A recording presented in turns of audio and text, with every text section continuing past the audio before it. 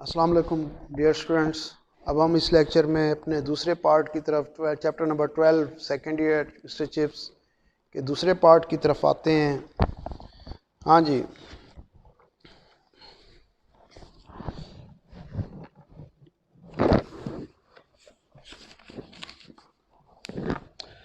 I remember lots of changes at Brookfield. मुझे Brookfield में होने वाली बहुत सी तब्दीलियाँ याद हैं। I remember the first bicycle. मुझे पहली बाईसाइकिल याद है। I remember when there was no gas और इलेक्ट्रिक लाइट। मुझे याद है कि जब हमारे यहाँ कोई रोशनियाँ वगैरह नहीं हुआ करती थी। And we used to have a member of the domestic staff. हमारे पास डोमेस्टिक मकामी मकामी अमले का एक रुकन होता था कॉल्ड अ लैंप बॉय, जिसे हम लैंप बॉय कहते थे। He did nothing else but clean and trim and light lamps throughout the school. वो कुछ नहीं करता था सिवाय पूरे स्कूल में लैंप साफ करने के, इनकी बत्तियां कुतरने के और इन्हें रोशन करने के अलावा। ट्रिम कुतरना। I remember when there was a hard frost. मुझे याद है कि जब गहरी कोहर पड़ी, धुंध पड़ी, that lasted for 7 weeks in the winter term, और ये सर्दियों के महीनों में 7 हफ्ते जारी रही। There were no games, कोई खेलें ना हुई, and the whole school learned to skate on the fence, और पूरा स्कूल फैंस ज़ेरी या दलदली इलाके में फिसलना सीखता रहा। 1880 समथिंग दैट वाज, गालिबन 1880 की ही ये बात थी। I remember when 2/3 of the school went down with German measles. मुझे याद पड़ता है जब पूरे स्कूल को जर्मन खसरे की बीमारी लग गई। And big hall was turned into a hospital ward. बड़े हाल को अस्पताल के वार्ड में तब्दील किया गया। I remember the great bonfire we had on McCaffing night. इसके अलावा मुझे वो बोन फायर, आग का बड़ा अलाव याद है जो हमने मैकेफिंग की रात मनाया था या जलाया था। It was lit too near the pavilion, और ये आग शामियाने के करीब जलाई गई थी। पेविलियन शामियाना। And we had to send for the fire brigade to put it out, और हमें इसे बुझाने के लिए आग बुझाने वाले अमले को बुलाना पड़ा। And the fireman were having their own celebration. आग बुझाने वाले अपनी ही तकरीबात या जश्न में थे। And most of them were in a regrettable mad condition, और उनमें से ज़्यादातर की हालत नाजुक थी।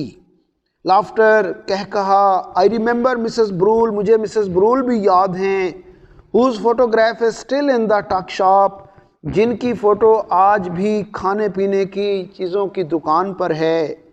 She served there until an uncle in Australia left her a lot of money.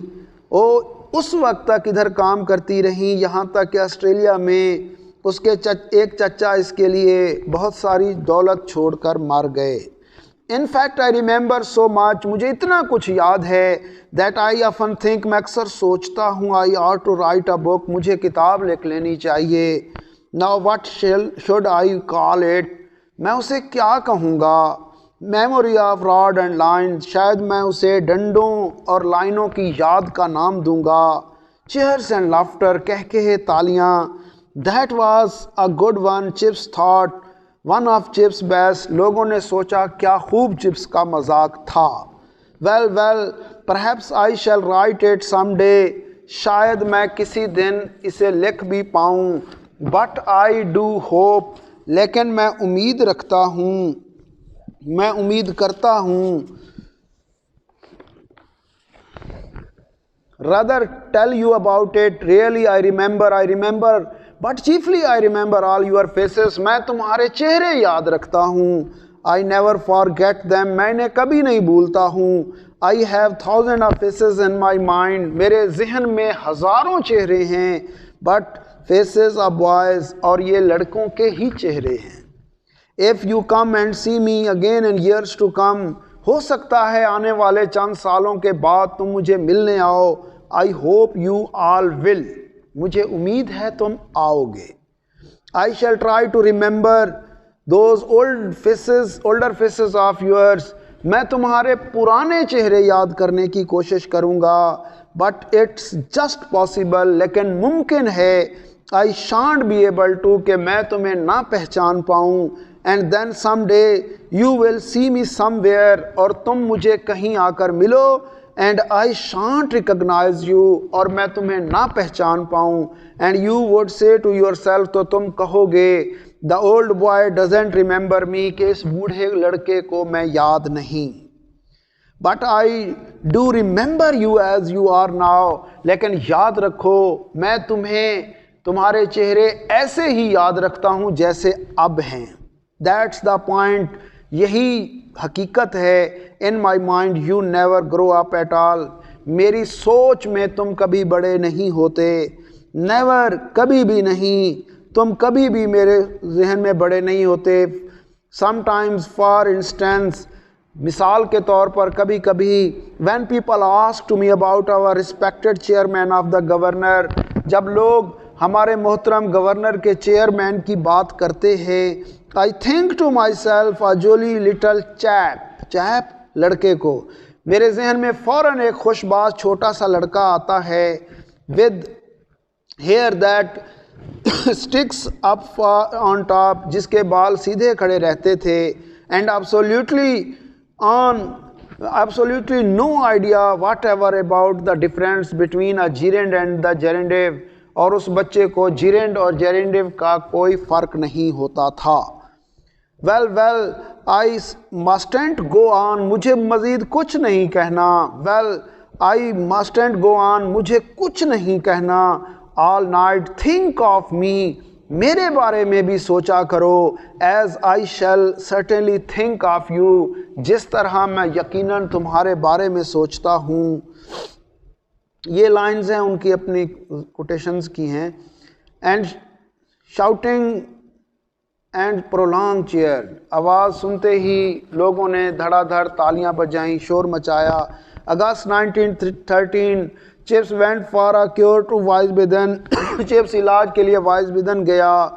Where he lodged at the house of a German master at Brookfield Herr Staefel, जहाँ उसने ब्रुकफील्ड के एक उस्ताद जो जर्मनी से ताल्लुक़ रखता था, हॉर्स्टिफल के घर क़याम किया। With home he had become friendly, उसके साथ उसका रवैया दोस्ताना था। Staefel was 30 year his junior, Staefel उससे 30 साल जूनियर था। But the two man get on excellently, लेकिन दोनों का रवैया बड़ा दोस्ताना था। In September when term began, सितंबर में जब तालीमी साल शुरू हुआ, Chips returned and took up residence at Mrs Wickett, Chips वापस आया और मिसेस विकेट के घर क़याम किया। He felt a great deal stronger after his holiday, छुट्टी के बाद वो अपने आप को बेहतर महसूस कर रहा था।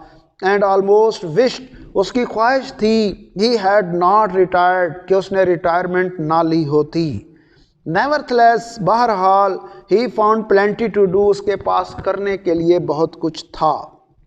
He had all the new boys to tea, वो नए लड़कों को चाय पर बुलाता। He watched all the important match on the Brookfield ground, Brookfield के मैदान में वो तमाम मैच देखता। Once a term he dined with the head, एक आध मरतबा वो हेड के साथ खाना खाता। And once also with the masters, असातिज़ा के साथ खाता। He took on the preparation and editing of a new Brookfieldian directory, Brookfield की डायरेक्टरी में तरमीम करने के लिए भी उसने अपने आप को मसरूफ़ कर रखा था। He accepted presidency of the old boys club, उसने पुराने लड़कों के क्लब की मेंबरशिप भी संभाल रखी थी। And went to dinners in London, और लंदन में खानों के लिए जाता। ही रोट ओकेजनल आर्टिकल, वो कभी कभार मज़ामीन लिखता। Full of jokes and Latin quotation, जो लातीनी इक़्तिबासात से भरे होते। For the Brookfield terminal magazine, Brookfield के इख्तितामिया साल के मैगज़ीन के लिए। He read his Times every morning, हर सुबह, वेरी थारोली, मुकम्मल तौर पर वह अपना अखबार टाइम्स पढ़ता। And he also began to read detective stories, उसने जासूसी कहानियाँ भी पढ़नी शुरू कर दी। He had been keen on them ever since the first thrill of Sherlock, वो उनका तब से शैदाई था जब से उसने शर्लॉक होम्स की कहानी शुरू की। Yes he was quite busy and quite happy too, वो बहुत खुश भी था, मसरूफ़ भी था। अ ईयर लेटर इन 1914, 1914 में he again attended the end of term dinner, वो साल के इख्तितामिया खाने पर गया। There was a lot of war talk, बहुत सी जंग की बातें हुई। Civil war in Ulster and trouble between Austria and Serbia, Ulster, Austria और सर्बिया में मुकम्मल कशीदगी थी।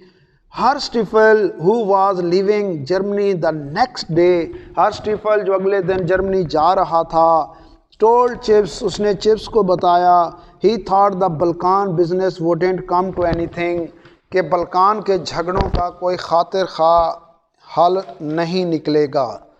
हाँ जी डियर स्टूडेंट्स, इसमें हमने रिटायरमेंट के बाद रिटायरमेंट के हवाल का तज़किरा किया है। तो इसमें हमें यह भी पता चला एक नया नाम हर्स्ट स्टीफल जर्मन का उस्ताद था, जर्मनी से बिलोंग करता था, और इसके इख्तिताम पर पता चला कि वो अपने घर को जा रहा था। नेक्स्ट चैप्टर में भी इसका तज़किरा आएगा। तब तक के लिए अल्लाह हाफ़िज़।